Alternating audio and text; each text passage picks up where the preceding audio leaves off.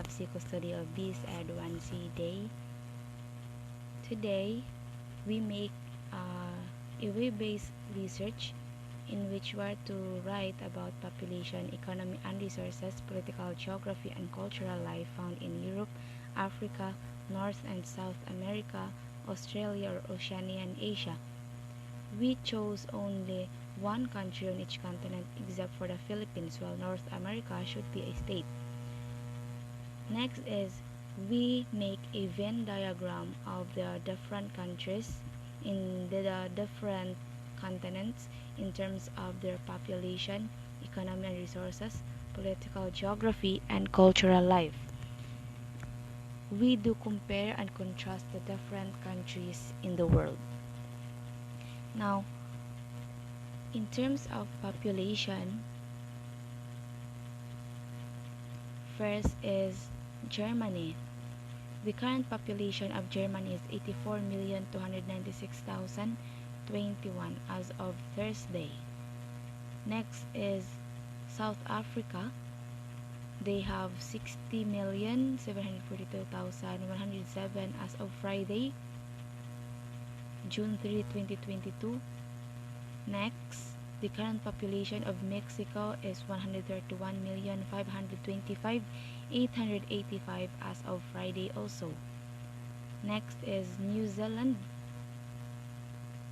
4,897,210 as of Friday. And lastly is China, 1,449,962,989 as of Friday. So we can conclude that China has the greatest population, the populace among the five. Next is the economy and sources of the different countries in the different continents. We have Germany. According to the New York Times, May 5, 2022, that Germany's economy is expected to contract under a Russian gas embargo. An embargo on Russian natural gas could cause Germany's economic output to drop as much as 5% this year, the Bundesbank warned on Friday, potentially driving the country into a recession while pushing up already high consumer prices. So their resource is the coal. Next is South Africa. South Africa is bordered by South Africa has diamonds, gold, iron ore, platinum, manganese, chromium, copper, uranium, silver, beryllium, and titanium. Next is Mexico. In Mexico, minerals have been an important part of the economy throughout Mexico's history. It is the world's leading producer of silver, which has long been the most valuable metal extracted there. The major mining area during the colonial period was the so-called Silver Belt. This is a region that extended from Guanajuato and Zacatecas in the Mesa Central to Chihuahua in the Mesa del Norte, which outputs such as San Luis Potosi farther east. Next, we have New Zealand. Their natural resources include gold, silver, natural gas, iron ore, coal, and limestone. Despite having a variety of mineral resources, the production of the country's mineral industry is lesser than that of its neighbor Australia. And lastly, China. China Resources Power Holdings Corporation. This corporation engages in investing, developing, and managing power plants and coal mine projects, in which it operates through the following segments like thermal power, renewable energy, and coal mining. The thermal power segment focuses on developing coastal thermal power plants, heat and power cogeneration plants, and coal electricity integration projects in the Beijing, Tianjin, Tangshan area. Yangtze River Delta and Pearl River Delta. The renewable energy segment involves in the construction and operation. Next is their political geography. In Germany, officially Federal Republic of Germany, now traversing the continent's main physical divisions from the outer ranges of the Alps northward across the varied landscape of the central German uplands and then across the North German plain. Then next is South Africa.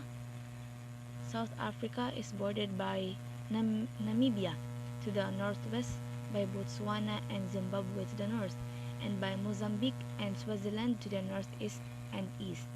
Lesotho, an independent country, is an enclave in the eastern of the republic, entirely surrounded by South African territory. Next is Mexico. Now their borders the United States to the north. The Rio Grande separates the northeastern part of Mexico from the U.S., and the northwestern part of Mexico is physical political borders that are drawn along the desert. Guatemala and Belize are to the south of Mexico. To the east and west of Mexico is physical boundaries, these physical boundaries being the Pacific and Atlantic Ocean. Mexico is bordered by 4,353 kilometers of land. To the south, the boundaries are political. Mexico is an elongated state with prorupted parts. These prorupted parts are the Baja Peninsula to the northwest and the Yucatan Peninsula to the southeast. Next, we have New Zealand. Being part of so many supranational organizations benefits New Zealand because it allows for communication and relief of heavy duties such as taxing their citizens heavily for petroleum drilling. Instead, New Zealand can ask for help or investments from other countries participating in any supranatural organization. If any other assistance is needed, such as military service, they can receive help from the organizations. Although a consequence of participating in supranational organizations is devolution. Luckily, New Zealand has not experienced devolution because of the organizations they have given and received help from the supranational cooperation. There can be problems and benefits. The problems are information spreading to other places, the lending of money and loss of troops. In return, New Zealand is also assured all of these things. Supranationalism in New Zealand is profitable. Lastly, the political geography of China, in which it took a political gamble that in the late 1970s, when Deng Xiaoping decided to open up China's economy, that he could trade prosperity for some social instability and not undermine the Communist Party's claim to legitimacy to rule. Today, coastal China is rich and the interior poor, and Beijing's historic nightmare of China breaking up into regions has been reawakened. And lastly, the cultural life of the different countries of the different continents. So first is Germany, which is known for its long and rich history, one that has put it at the forefront of European thought, politics, and art for over 1,000 years. This history has shaped a culture that combines predominantly Christian values with literature, art, philosophy, logic, reason, and of course a love of beer and sausages. Next, we have South Africa, in which black South Africans are generally warm, patient, tolerant, creative, and charismatic people. They also incredibly culturally diverse, consisting of populations from multiple tribals, for example, the Zulu, Suha, Sotho, Swana, Sunga, Swazi, and Venda tribes. Third, we have Mexico. The culture in Mexico is a product of the process of blending of indigenous practices and traditions with the Spanish colonial presence that had such a profound impact on all aspects of life. There has been a constant struggle for Mexican people throughout history to define and promote Mexican identity. Next is New Zealand. New Zealand's cultural influences are predominantly European and Maori. Immigrant groups have generally tended to assimilate into the European style, although traditional customs are still followed by many Tongans, Samoans, and other Pacific peoples. Lastly, we are down to the last, which is China's cultural life. Now, the Han emperors and governments posed as having a temporal dispensation that had received the blessing of heaven together with its instructions to spread the benefits of a cultured life as widely as possible. By a cultured life, the Chinese had in mind a clear distinction between their own settled agriculture and the delights of the cities, as opposed to the rough and hardly life spent in the saddle by the nomads of Central Asia.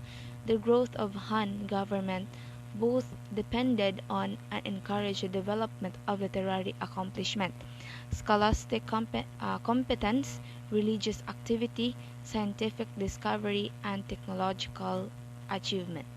Now that's all for today, and here are my resources. You can see it in my PowerPoint presentation. Thank you, and God bless everyone.